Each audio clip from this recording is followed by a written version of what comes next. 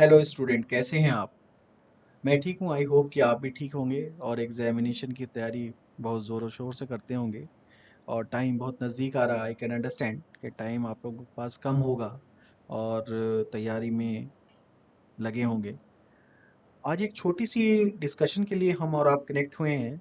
हम एक कॉन्सेप्ट को डिस्कस करना चाह रहे हैं आपके बीच, जो कि कॉन्सेप्ट ऑफ जीएसटी है, जिसको डिस्कशन करने का मेन ऑब्जेक्टिव है कि एक जीएसटी के कॉन्सेप्ट्स को समझना कि जीएसटी को लाने के पीछे क्या कॉन्सेप्ट थी लॉ मेकर की, क्यों लाया और इसको लाने से क्या बेनिफिट्स हुए और लाने के बाद क्या क्या उससे फ़ायदे हुए और लाने के बाद हमारी प्रोसीजरल क्या क्या इम्प्लीमेंटेशन कैसे कैसे हुई और हमें क्या क्या चीज़ में बेनिफिट्स मिली। तो इसको जानने के लिए सबसे पहले हमें ये जानना बहुत ज़रूरी है कि कॉन्सेप्ट ऑफ जीएसटी है क्या, जीएसटी को लाने के पीछे का ऑब्जेक्टिव क्या है। तो ये हम समझेंगे। अल्टीमेटली क्या है कि सबसे पहले हम ये देखेंगे कि जीएसटी के कॉन्सेप्ट को ना दो पार्टों में डिवाइड किया गया है। एक तो ये बताया गया है कि जीएसटी जो है ये वैल्यू एडेड टैक्स है और ये जो है चेन ऑफ टैक्स क्रेडिट है। तो सबसे पहले जो डिस्कशन करेंगे हम कि वैल्यू एडेड टैक्स जीएसटी में क्या है, और सेकेंड टॉपिक हम डिस्कशन करेंगे चेन ऑफ टैक्स क्रेडिट क्या है। GST is a value added tax, मतलब सीधी सी बातों से ही क्लियर पता चल रहा है कि जीएसटी जो है किस पे लगेगा, वैल्यू एडेड टैक्स है। मतलब वैल्यू की एडिशन पे ही ये टैक्स लगेगा। इसका मतलब कि कास्केडिंग इफेक्ट नहीं होगा। इसका मतलब कि टैक्स ऑन टैक्स नहीं होगा। इसका मतलब ये है कि जो हम एडिशन करेंगे अपने कॉस्ट में, अपने परचेज प्राइस में, और उसके बाद जो प्रॉफिट हम रखेंगे, उसके बाद जो सप्लाई करेंगे, सेल करेंगे, उसी पे ही जीएसटी चार्ज होगा। तो हम ये चीज़ों को एक इस तरह से भी डेफिनेशन में समझ सकते हैं कि GST is a tax levied at multiple stages of production and distribution of goods and services in which tax paid on inputs are allowed as set off against the tax payable on output. In short, we can say that GST is charged on value addition only. It means GST जो charge होगा सिर्फ value addition होगा। इसका मतलब अगर हम इसे इसे एक एग्जांपल की तरह से समझे कि मान लो कि एक एक पर्सन है, मिस्टर ए। उन्होंने एक उन्होंने एक मान लो लैपटॉप खरीदा 1 लाख का, और उन्होंने उस पे जीएसटी पे किया 18% के हिसाब से। तो 18,000 का जीएसटी दे दिया। तो टोटल इन्होंने पे कितना किया लैपटॉप के लिए, 1,18,000। तो ये क्या कह रहे हैं कि जो आपने कॉस्ट लगाया उस पे आप कितना देंगे टैक्स, 18%। तो उसकी जो कॉस्ट थी आपने टैक्स क्या दिया, 18%। तो आपके लिए टोटल कॉस्ट कितनी पड़ गई, 1,18,000। अब इस 1,18,000 को मान लो कि आपने फर्दर उस पे लैपटॉप पे कुछ प्रोसेस किया। मान लेते हैं कि आपने 12,000 का मान लो आपने 12,000 का उस पे प्रोसेस किया। तो अब जो इसकी कॉस्ट आ गई आपकी कितनी आ गई, 1,30,000। ठीक है। अब 1,30,000 इसकी आपकी कॉस्ट आ गई। अब ये क्या करेंगे, जब आप इसको बेचेंगे जब आप इसको बेचेंगे जब आप सेल करेंगे ना, सेल करने से पहले आप क्या करेंगे, इसके कॉस्ट जो 1,30,000 हो गई, इसमें सेल करेंगे मान लो आपकी प्लस प्रॉफिट मार्जिन आप लगा लो 10,000 की। तो आपका कॉस्ट कितना हो गया, 1,40,000। 1,40,000। अब इसमें क्या हो गया, जब आप टैक्स ऑन आउटपुट जो आप सप्लाई करेंगे उस पे 18% का टैक्स लगाएंगे। तो 18% का जो टैक्स लगाएंगे आप,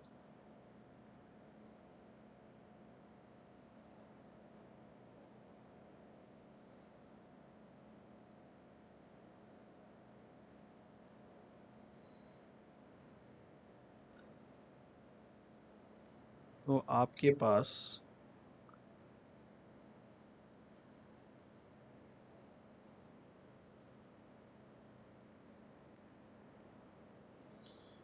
आपके पास 1,14,000 1,40,000 का आप कितना लगाएंगे?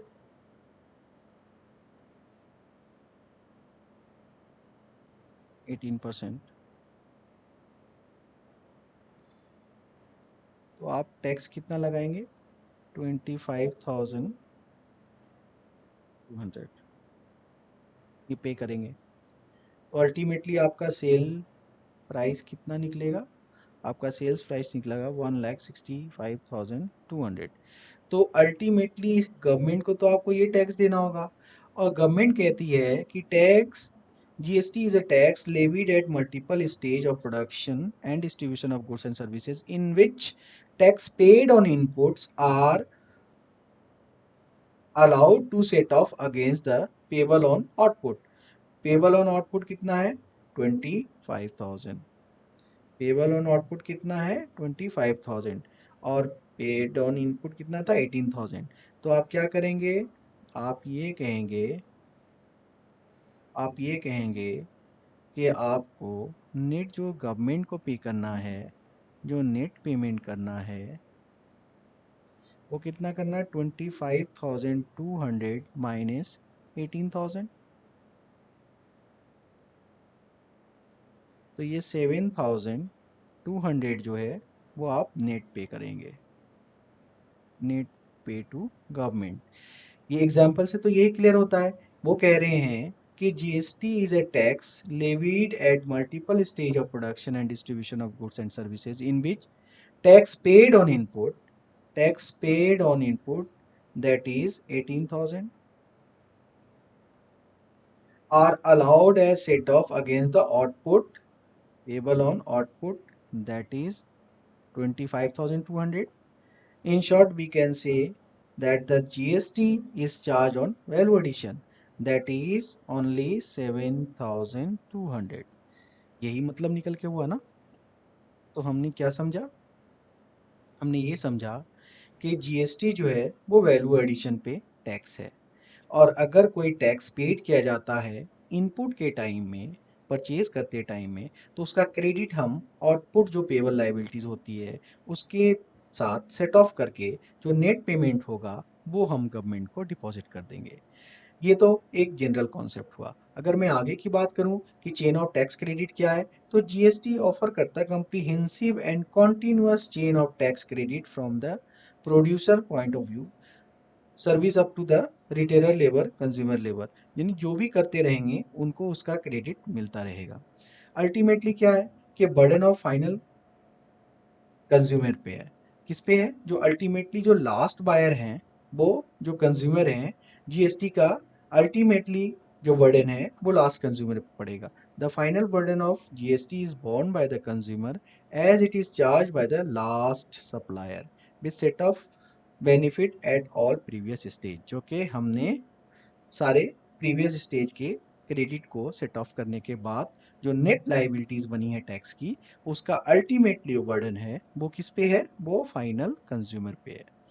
इसमें एक बात तो ये निकल के आई। दूसरी बात ये है कि इसमें ना कैस्केडिंग इफेक्ट नहीं है। कैस्केडिंग इफेक्ट क्या होता है? एक छोटा सा यहाँ मैं आपको एग्जांपल बताऊं कि कैस्केडिंग का इफेक्ट क्या होता है। पहले क्या होता था? ओल्ड टैक्स के कॉन्सेप्ट में, अगर कोई मान लो एक लैपटॉप मैन्युफैक्चरिंग होता है 1 लाख का, तो उस पे एक्साइज लग जाते थे, मान लो 12%। तो 12,000 का यहाँ पे, 1,12,000 का ये इसका कॉस्ट हो जाता था। जैसे ही वो मैन्युफैक्चर होता था वहाँ पे ड्यूटी लग जाती थी। और फिर क्या करते थे, इसको मान लो कि विद इन द स्टेट इनको सेल करते थे, तो इसमें क्या लगता था? वैट। वैट मान लो कि इसमें 10% लगता था, तो इसमें कितना हो गया? 11,200 का जो है वैट हो जाता था। तो अल्टीमेटली 1,32,200। तो इसमें क्या हो गया? ये जो टैक्स लगा ना, वो टैक्स लगता था इंक्लूडिंग एक्साइज वैल्यू। तो अल्टीमेटली ये टैक्स जो है ना, अल्टीमेटली जो ये टैक्स आप देख रहे हो ना, अल्टीमेटली ये टैक्स जो देख रहे हो ना 11,200, इसमें इस 12,000 पे भी टैक्स इंक्लूडिंग है। तो इसीलिए इसे कैस्केडिंग इफेक्ट कहते थे। लेकिन जीएसटी के कॉन्सेप्ट में क्या हो गया ना, जीएसटी के कॉन्सेप्ट में ये चीज़ें हट गई, क्योंकि अल्टीमेटली इसमें टैक्स का कॉन्सेप्ट क्या आया, इसके टैक्स का कॉन्सेप्ट ये आया केवल वैल्यू एडिशन पे ही टैक्स लगेगा। तो इसलिए यहाँ पे कैस्केडिंग का इफेक्ट नहीं आया, क्योंकि पहले जो पेड हो जाएगी टैक्स उसका क्रेडिट ले लेंगे, जो नेट एडिशन हुई उसी पे सिर्फ टैक्स लगेगा। तो इसको हम ना एक एग्जाम्पल के थ्रू अंडरस्टैंड कर सकते हैं, जिससे कि एक ओवरऑल कॉन्सेप्ट जो हमने डिस्कशन किया है वो समझ में आए। जैसे कि यहाँ पे एक एग्जाम्पल फ्रेम किया है कि एक मैन्युफैक्चरर है जिसने परचेज किया रॉ मटेरियल और उस पर जीएसटी पेड किया 80 रुपये का एट द रेट ऑफ 12%। इसका मतलब कि जो 80 रुपये का 80 रुपीज़ का इन्होंने एक माल रॉ मटेरियल खरीदा जिसपे उन्होंने 12% के हिसाब से टैक्स दिया। ठीक है।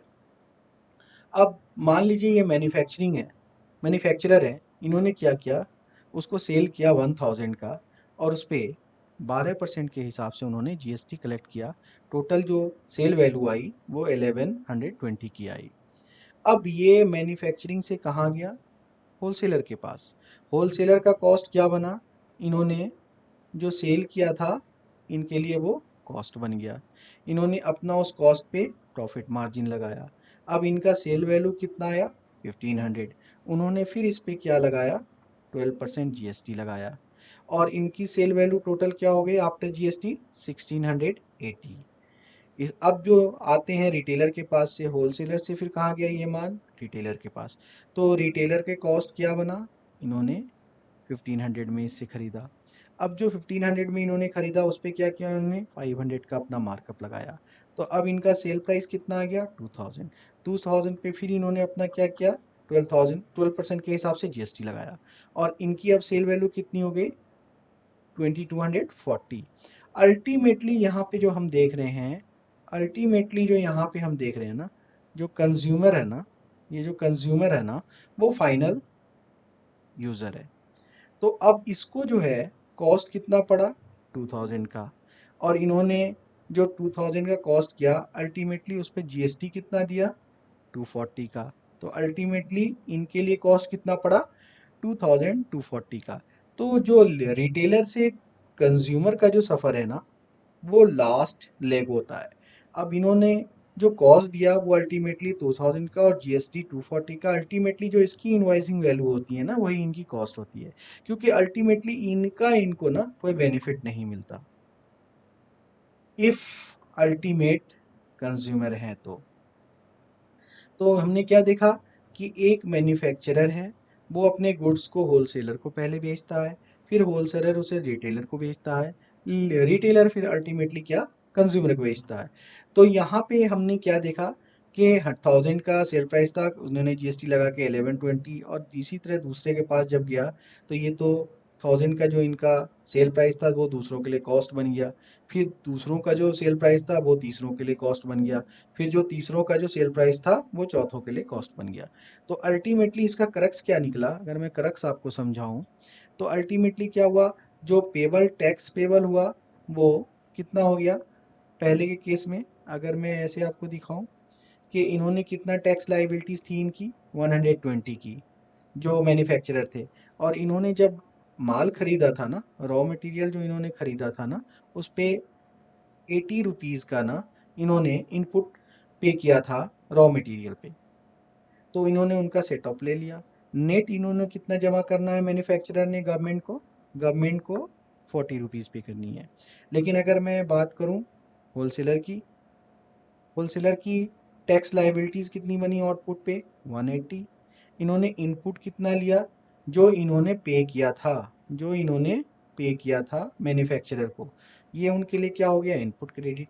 तो नेट इनके पॉकेट से कितना गवर्नमेंट को गया 60 रुपीज। फिर उसी तरह रिटेलर की बात करें तो रिटेलर की टैक्स लाइबिलिटीज आउटपुट पे कितनी बनी 240, और इन्होंने इनपुट टैक्स कितना पे किया था जिसका क्रेडिट लिया इन्होंने, ये 180 जो इन्होंने होलसेलर को दिया था। अल्टीमेटली नेट जो इन्होंने पे कितना किया 60 रुपीज गवर्नमेंट को। तो फाइनली अगर मैं चेक करूं इसको, फाइनली अगर चेक करूं कि गवर्नमेंट के पास अल्टीमेटली कितना पहुंचा, यही तो देखना है ना। गवर्नमेंट के पास कितना पहुंचा, पहले तो 80 रुपीज पहुंच चुके थे मैन्युफैक्चरर के परचेज पे। फिर मैन्युफैक्चरर ने नेट पेमेंट कितना किया, 120 माइनस 80, तो नेट कितना किया 40। फिर उन्होंने पेबल में होलसेलर ने कितना पेमेंट किया 60। फिर इन्होंने रिटेलर ने कितना पेमेंट किया 60, 60, इस तरह से पेमेंट किया। तो अल्टीमेटली हमने देखा क्या, ए कितने हो गए 240, 240, जो कि फाइनली वो 240 का वर्डन किसने लिया, कंज्यूमर ने। तो हमें क्या समझ में आया, हमने ये समझा कि ये जो है जीएसटी जो है, जीएसटी एक बहुत अच्छा कॉन्सेप्ट है, जिसमें कि क्या क्या बेनिफिट है कि जो भी टैक्स लगता है उसमें वैल्यू एडिशन पे लगता है। और जो एक ने जो पहले वालों को टैक्स दे रखा है, तो जो दूसरे वाले उस पे टैक्स की लाइबिलिटीज बनेगा। और जो पहलों को दे चुके हैं वो, तो वो जो परचेज करते टाइम में जो टैक्स दे चुके हैं, तो वो सेल के टाइम में गवर्नमेंट कहती है कि आप जो पेमेंट आप टैक्स एडवांस के रूप में उन्हें परचेज पे लिया है, आप उसको सेटअप कर लो और उसको नेट पेमेंट आप गवर्नमेंट को करो। इसी तरह से अल्टीमेटली ये चेन चलता रहता है, जिसको हमने बोला कि क्रेडिट का ये एक चेन है। और इस तरह से अल्टीमेटली जो फाइनली जो टैक्स जाता है वो नेट वैल्यू एडिशन पे जाता है, जो कि मैंने आपको एग्जाम्पल में समझाया। अल्टीमेटली जो जो वर्डन आता है वो टैक्स का, जीएसटी का किस पे आता है, वो कंज्यूमर पे आता है, जो कि लास्ट अल्टीमेट यूजर होते हैं। तो आज हमने ये समझा कि जीएसटी का कॉन्सेप्ट क्या है। जीएसटी बेसिकली वैल्यू एडिशन पे लगता है। जीएसटी वैल्यू एडिशन पे लगता है, इसका मतलब कि कैस्केडिंग इफेक्ट नहीं होता उसमें। और जीएसटी जो पहले वाला जो होता है परचेजर होता है, जो उसने टैक्स जमा कर रखा होता है और जो उसकी टैक्स लाइबिलिटीज बनती है, उसको वो सेटअप कर सकता है। इस तरह से वो नेट लाइबिलिटीज अल्टीमेटली जो बायर होता उसको देखना पड़ता है। तो आज हमने टैक्स के कॉन्सेप्ट को समझा, जीएसटी के कॉन्सेप्ट को समझा। नेक्स्ट क्लास में हम फिर डिस्कशन करेंगे, देन आगे हम फिर कॉन्सेप्ट को समझेंगे। Thank you, bye.